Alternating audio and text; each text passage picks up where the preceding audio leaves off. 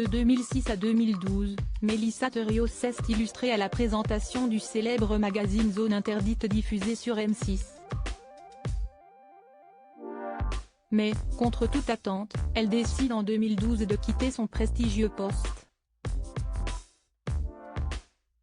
Pour beaucoup, cette décision soudaine est folle et incompréhensible.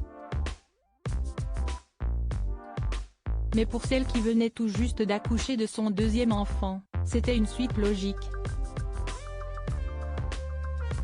Dans un entretien accordé au magazine Psychologie et publié ce jeudi 19 janvier 2023, l'épouse de Jamel Debbouze est revenue sur cette période clé de sa carrière et sur les raisons qui l'ont poussé à prendre un virage à 180 degrés.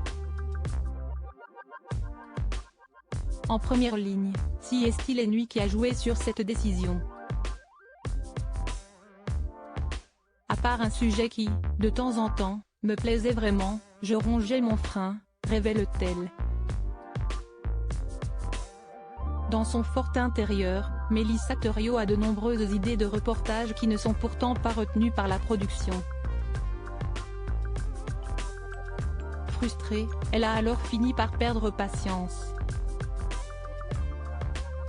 Je voulais absolument aller à Gaza, filmer cette population formée à 80% de jeunes enfermés dans ce tout petit territoire, dévoile-t-elle. Ça devenait obsessionnel pour la maman de Léon et Lila, cette frustration devient insupportable et freine sa carrière. Je trouvais ça fou et ça devenait obsessionnel. J'aurais pu tout mener de front, M6 m'assurait un bon salaire et j'avais une émission sur Paris Première que j'aimais bien. Mais personne ne voulait de mon film, déplore-t-elle ensuite. Bien décidée à faire ce fameux documentaire, elle lance sa propre boîte de production en 2008. J'ai monté ma petite équipe et j'y suis allée seule.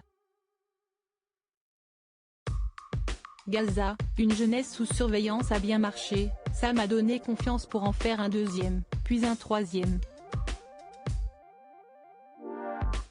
Explique-t-elle. Face à un tel succès, elle décide finalement de laisser tomber l'animation, juste après avoir accouché de sa fille.